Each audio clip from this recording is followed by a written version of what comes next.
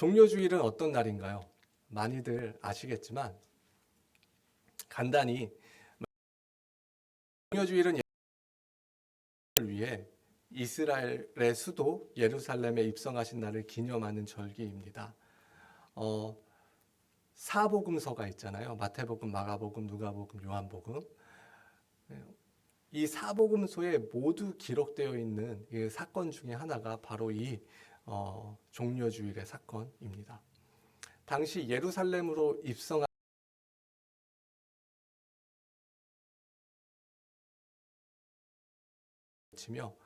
예수님의 입성을 환영하는 날을 기념하는 주일입니다. 종료주일에 호산나라고 외치며 예수님을 환영했던 인파들은 며칠 후에 결국 예수님을 십자가에 못 박았습니다. 그래서 종료주일이 지나면 고난주간이라는 절기가 시작이 되고 십자가 두신 금요일을 성금요일이라고 하고 그 죽음을 이기시고 부활하신 날을 부활절이라고 합니다.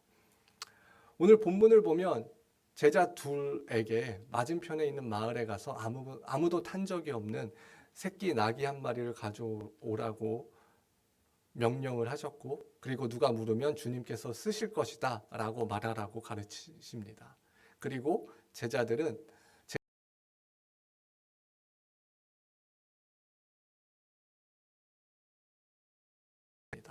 그리고 이스라엘 백성들은 예수님을 열렬히 환영합니다. 오늘 이 종료주일의 이 장면을 우리가 좀 묵상을 하면서 과연 우리의 삶의 주인이 누구인지에 대해서 우리가 한번 살펴보기를 원합니다.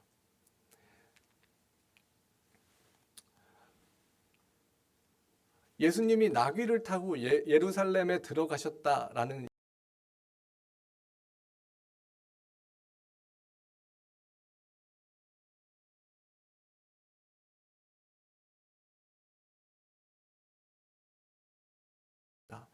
도성 시온아 크게 기뻐하여라. 도성 예루살렘아 환성을 울려라. 내 왕이 내게로 오신다. 그는 공의로우신 왕, 구원을 베푸시는 왕이시다. 그는 온순하셔서 나귀 곧 나귀 새끼인 어린 나귀를 타고 오신다.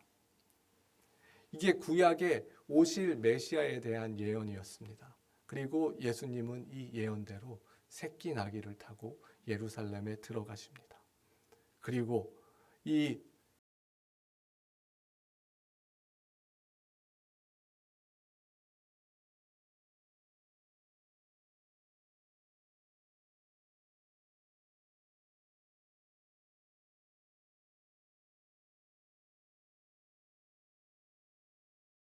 왕으로 오신 것입니다. 왕으로 한성에 입성한다면 아마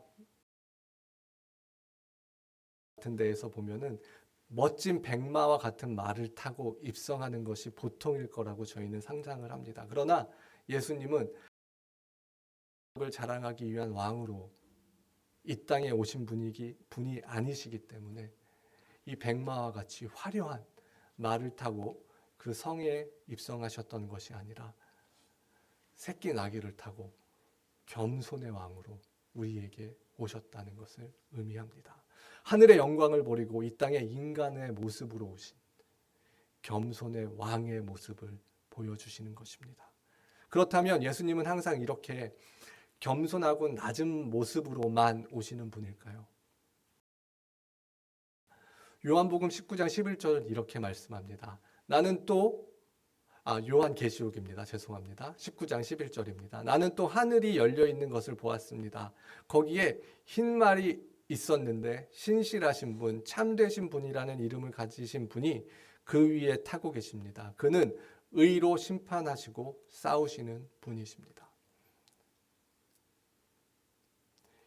이 요한계시록은 다시 오실 예수님에 대해서 말씀하고 있습니다. 거기에는 흰 말이 있고 그 흰 말은 신실하신 분,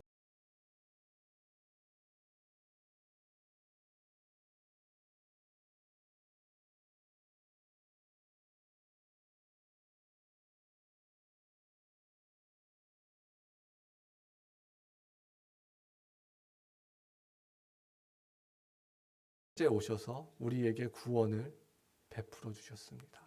그리고 구원받은 백성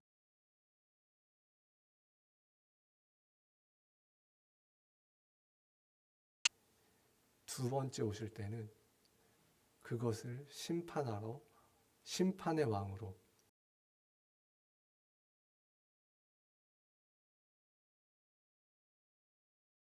우리의 생각과 우리의 행동을 판단할 것입니다. 여러분은 이런 재림의 예수 그리스도를 기다리면서 어떻게 사시겠습니까? 우리의 계획대로, 우리의 뜻대로, 내가 원하는 대로 살아가는 것이 아니라 정말로 말씀대로, 하나님의 뜻대로 살아가는 여러분들이 되기를 축원합니다. 그리고 이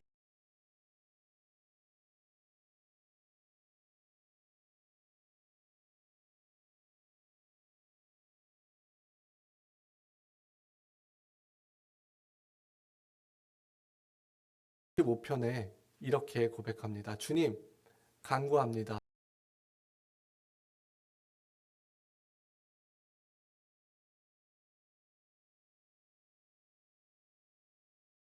메시아를 기다리던 이스라엘 백성들에게는 호산나라는 예수님을 향한 고백이 당연한 것이었습니다. 구약의 예언대로 나귀를 타고 입성하시는 예수님이 이스라엘 전역에서 이미 수많은 이적을 행하셨기 때문입니다. 죽은 나사로도 살리셨기 때문입니다. 이런 일반 백성들의 환호에 못마땅하게 여기는 사람들이 있었습니다. 마태복음 21장 15절과 16절에 나타나는데요. 제가 읽어보도록 하겠습니다. 그러나 대제사장들과 율법학자들은 예수께서 하신 여러 가지 놀라운 일과 또 성전 뜰에서 다윗의 자손에게 호산나 하고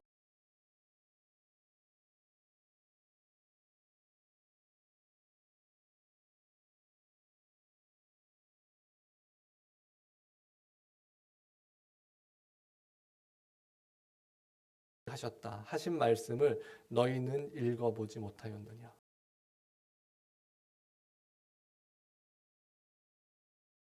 라는 외침을 듣고 있던 그 예수님을 불편하게 생각했던 자들이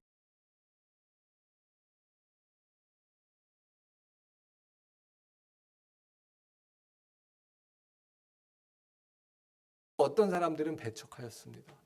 보통 바리새인들을 포함한 종교 지도자들이 예수님을 배척하였습니다. 이 사람들은 구약에 능통한 자들이었습니다.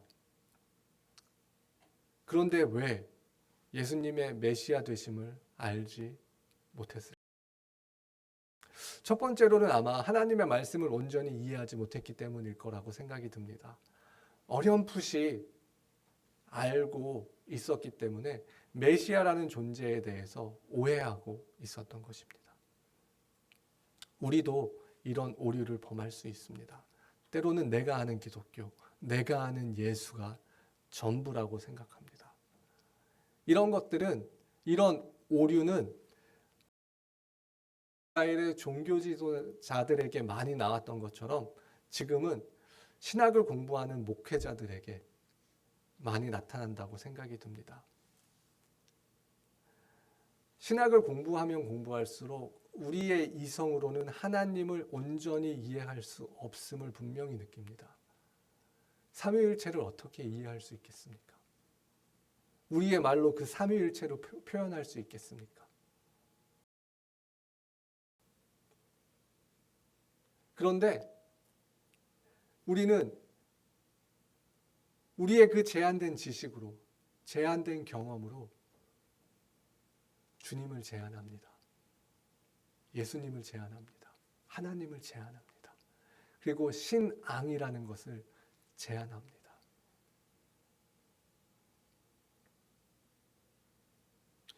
우리의 이해에, 우리가 하나님을 이해하는 것에 한계가 있다라는 고백을 할 수 있다면 나의 이해가, 내가 가지고 있는 하나님의 이해가, 내가 경험한 그 하나님이 그 하나님의 전부가 아니라는 고백을 할 수 있어야 합니다. 특히 우리의 이해에 한계가 있기 때문에 한 하나님을 믿는다고 하면서 장로교, 침례교, 감리교 여러 가지 교단으로 나뉘는 것이죠. 그것이 하나님이 부족해서가 아니라 인간의 이해가 부족해서 나타나는 현상들이라는 것을 우리는 인정해야 합니다. 예수라는 인물의 존재가 우리가 온전히 이해할 수 없음을 고백할 때 그 더 큰 이해로 우리를 채워주시는 그 경험을 할 수 있을 것이라고 저는 믿습니다. 우리의 부족함을, 우리의 이해, 하나님 앞에 겸손하게 고백하는 저와 여러분이 되기를 원합니다. 그리고 두 번째로는 아마 부정하고 싶었던 것 같습니다. 그들이 읽었던 성경에서 예언하고 있는 그 모든 기적과 이사를 행하시는 그 하나님, 그 예수님을 그들은 보았을 것입니다. 그런데 그 예수라는 인물을 자기들이 메시아로 인정했을 때 본인들이 가지고 있던 그 종교 지도자로서의 권위와 권력과 모든 것들이 한순간에 사라질 수 있다라는 그런 두려움이 있었기 때문에 알고 있지만 거부하거나 부정할 수도 있었을 것이라고 생각이 듭니다. 어쩌면 호산나라고 찬양하는 우리들에게도 이 두 가지가 동일하게 적용될 수 있다라는 생각이 듭니다. 그렇기 때문에 우리가 예수님의 메시아 되심을 온전히 알기 위해서는 우리의 마음을 열고 나의 생각보다, 나의 이해보다, 나의 지식보다, 나의 지혜보다, 나의 경험보다 더 크신 그 하나님을 향하여 우리의 마음을 열고 그 예수 그리스도를 올바로 알아가는 노력이 우리 안에 필요하다는 것입니다. 종교 지도자들이, 바리새인들이 얼마나 구약에 있는 그 많은 성경들을 연구하고 공부했겠습니까? 그러나 그들은 온전히 이해하지 못하였습니다. 교회에서도 우리가 성경을 펴고 성경을 읽고 묵상한다고 하지만 정말로 온전히 하나님을 이해하고 계십니까?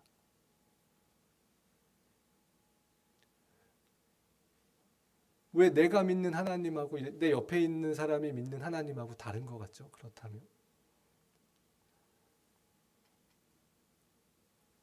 우리의 경험으로 하나님을 제한하는 어리석음, 예수 그리스도를 제한하는 어리석음을 범하지 않기를 원합니다.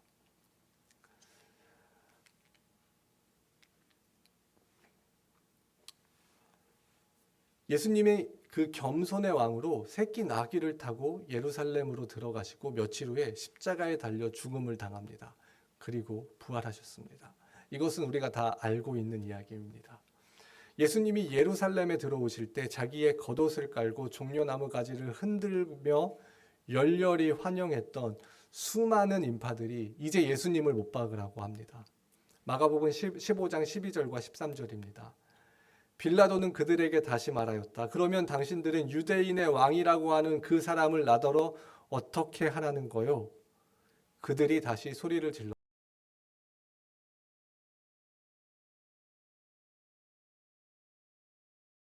사람들을 보면 어떤 생각이 드시나요?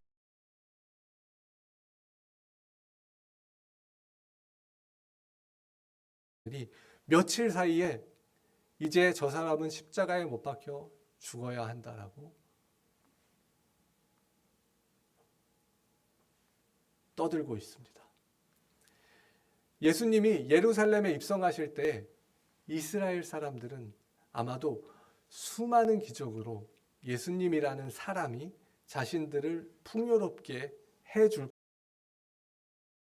아니면 예수님이 당시 로마의 압제로부터 이스라엘을 해방시켜 줄 것이라는 생각을 했을 것입니다. 예수님의 말씀을 전하시다가 오병이어의 기적을 베푸셨던 것을 경험한 자들은 아, 저 사람이라면 내가 굶어 죽지 않겠구나. 저 사람이라면 내가 풍요해질 수 있겠구나. 라고 생각을 했을 것입니다. 그리고 수많은 사람들이 따라다니는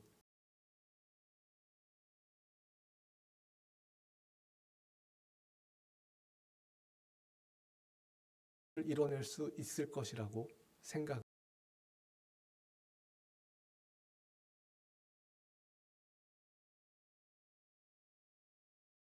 예루살렘에 들어가는 이유와 군중들이 환호했던 이유는 분명히 달랐고 그 다름을 느꼈을 때 군중들은 예수님을 십자가에 못 박아 버렸습니다. 자신들의 입맛에 맞지 않는 왕이라면 그 왕을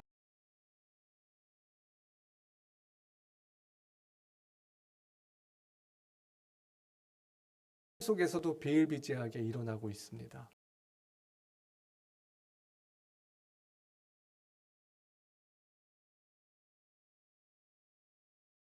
맞는다고 할지라도 내가 원하는 때와 하나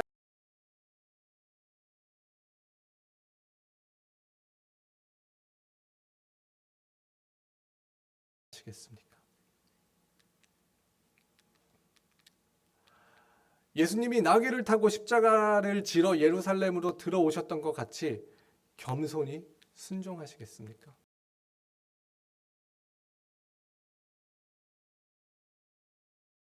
계획에 맞지 않은 주님을 십자가에 못 박아 버리시겠습니까?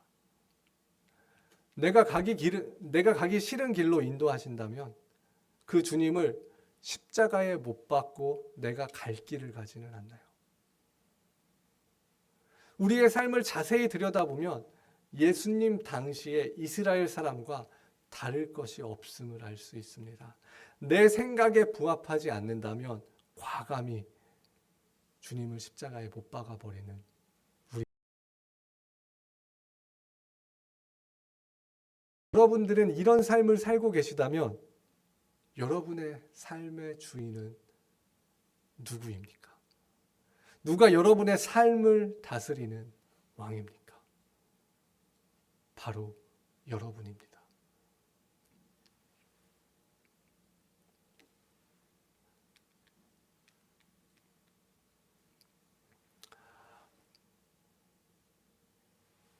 왕으로 오신 주님을 맞이하던 날이 바로 오늘 종료주일입니까? 누가 왕입니까? 우리의 생각 속에서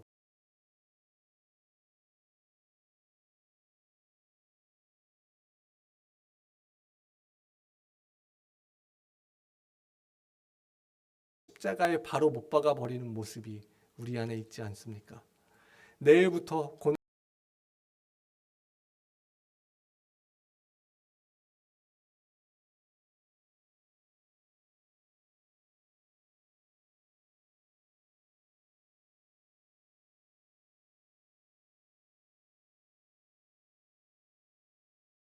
십자가를 지셨습니다.